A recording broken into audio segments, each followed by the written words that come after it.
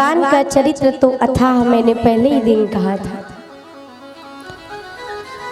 तो भगवान के चरित्रों का वर्णन कर पाना, जिसको कहा गया है कि स्वयं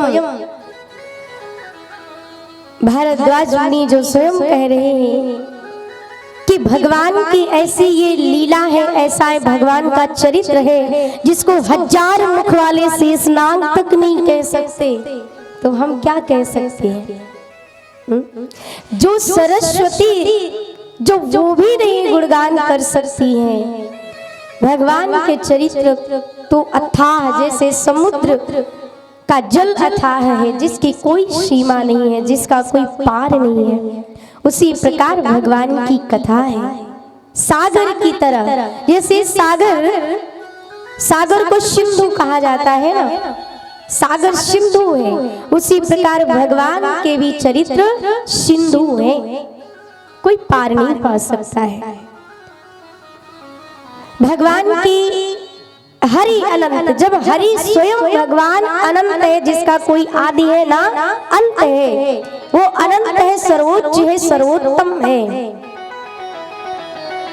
तो उसकी लीलाएं, उसके चरित्र भी अनंत है जिसका ना आदि है और ना अंत है।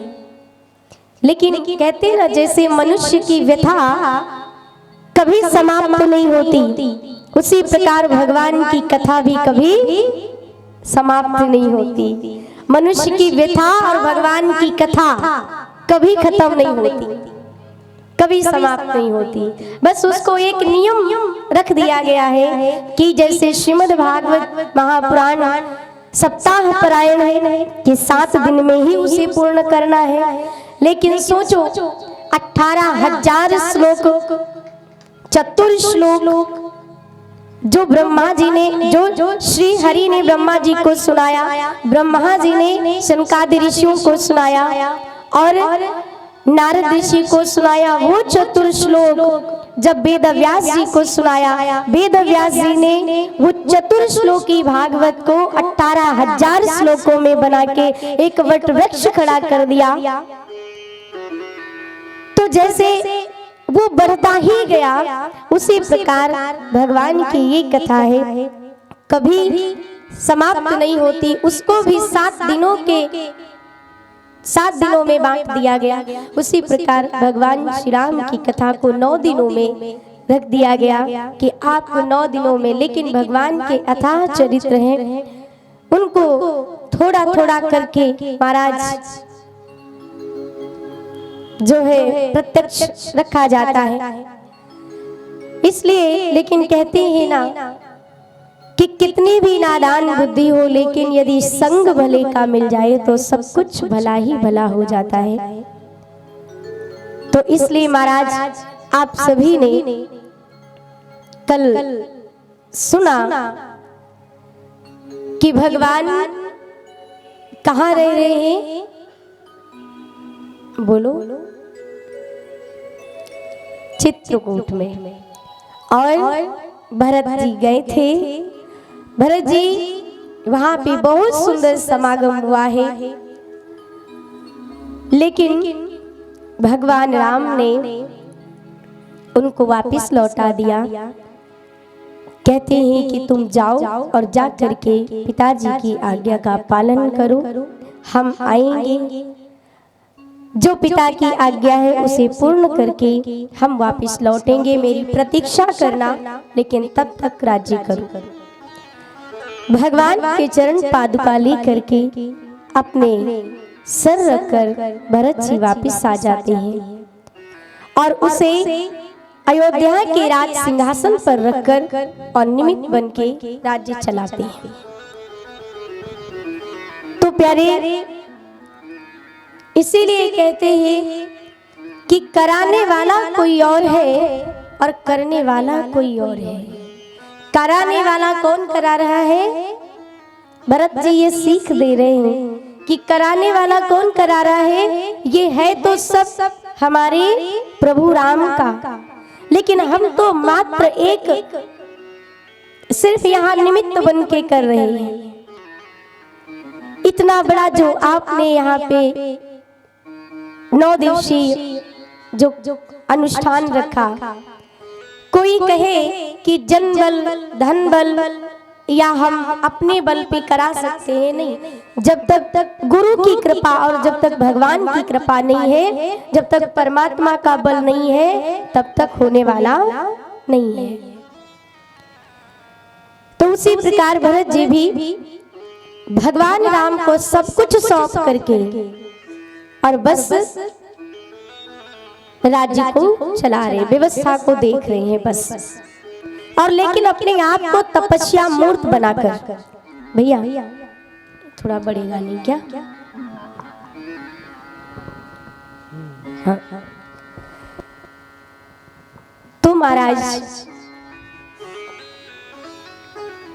भगवान चित्रकूट में रहे 11 महीने, 11 वर्ष, 11 महीने, 11 दिन चित्रकूट में भगवान रहते हैं। यहाँ पे एक बड़ी सुंदर लीला हुई। एक बार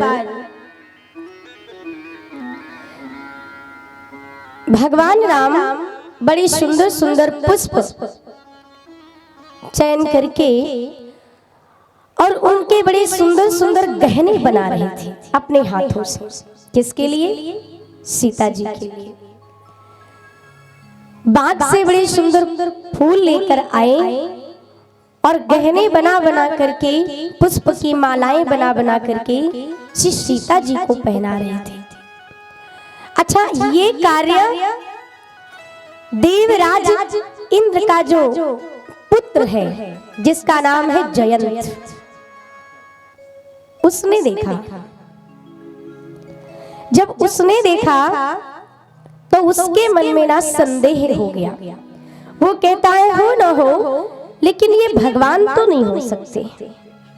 इंद्र ने बहुत समझाया, पुत्र उनके बारे में ऐसा संदेह करना अच्छी बात नहीं होती, अच्छी बात नहीं है, क्योंकि वो साक्षात भगवान श्री हरि ही हैं जो लीला कर रहे हैं इस धराधाम पर, मनुष्य तन में जाकर के एक राजपुत्र बन के। लेकिन जयंत फिर भी नहीं माना, कहता है मैं इनकी परीक्षा लूंगा। और परीक्षा भी लिया तो कैसे? जहां पे भगवान राम सुंदर सुंदर पुष्पों के हार बना के मैया जानकी को पहना रहे थे, और यहीं पे जयंत कौवे का रूप बनाकर आया और सिया जी के पांव में चोंच मारी। और जैसे ही चोंच मारी कि उनके रक्त निकला, और जब रक्त निकला तो जैसे ही भगवान राम ने देखा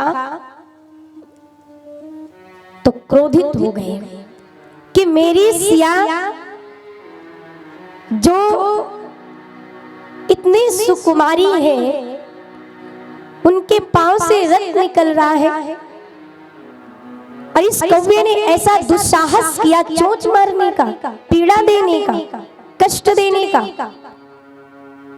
अब जैसे ही देखा भगवान क्रोध में आकर के उन्होंने मंत्रों से उच्चारित करके और बाण छोड़ दिया। जैसे ही वो बाण छोड़ा ना, कौवा उड़ने लगा और कौवा उड़ता जा रहा है आगे आगे, और पीछे से भगवान राम के द्वारा छोड़ा गया बाण उसके पीछे पीछे जा रहा है। सबसे पहले तो वो अपने पिता के पास पहुंचा, जाकर कहता है कि पिताजी मुझे बचा लो। इंद्र कहते हैं कि मैंने तब तो तुम्हें समझाया था कि मत जाओ, वो भगवान राम है, लेकिन तुम नहीं माने, मैं कुछ भी नहीं कर सकता, मेरे बस का नहीं है। अब वो जयंत कौवे के रूप में उड़ता उड़ता उड़ता उड़ता महाराज 3 लोक 14 भुवन सारे देवी देवताओं के पास, सबके पास गया। लेकिन जो कोई देखता है वो सबसे प्रार्थना करता है कि मुझे बचा लो, इस ब्रह्म बाण से बचा लो। लेकिन सब जैसे ही देखते हैं भगवान राम का छोड़ा गया बाण आ रहा है, कोई भी उसको शरण नहीं देता है। सब कहते हैं जाओ, तुरंत जाओ, क्योंकि भगवान से कोई बैर लेना नहीं चाहता है। सब वापिस कर देते हैं। आखिर में देवर्षि नारद जी मिल गए, और जब नारद जी मिल गए तो नारद जी कहते हैं कि जयंत तुम्हें कोई नहीं बचा सकता है। तुम्हें यदि कोई तुम्हारी रक्षा कर सकता है वो है सिर्फ और सिर्फ वो है भगवान राम।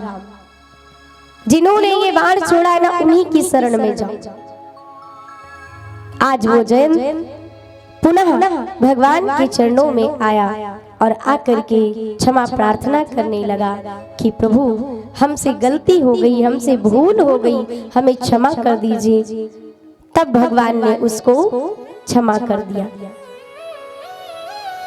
तभी कहते हैं इधर जब कहते हैं ना कि भरत जी भी जब जा रहे थे ना तो बीच में देवराज इंद्र ने भी बृहस्पति देव से कहा था कि प्रभु मुझे तो ऐसा लगता है गुरुदेव ये भरत जी जा रहे हैं ना, कहीं राम जी इनके प्रेम में आकर के लौट ना आए, कुछ करो, कुछ छल करो। तो बृहस्पति देव ने भी कहा कि देवराज इंद्र भगवान अपने ऊपर तो सब सहन कर सकता है, लेकिन भक्तों के ऊपर यदि कोई तुमने विपदा डाली ना तो फिर समझ लो तुम्हारा कल्याण नहीं है। क्योंकि फिर क्या होगा, तब तो फिर जो जिस भक्त के ऊपर करोगे ना तो वो उल्टा दांव तुम्हारे ऊपर आ जाएगा। भक्त का तो कुछ नहीं बिगाड़ पाओगे, तुम्हारा ही बिगड़ेगा। इसलिए महाराज कहते हैं चुपचाप देखो जो हो रहा है और विघ्न बाधा मत डालो। यहाँ पे भगवान ने जयंत को भी क्षमा किया। 11 वर्ष 11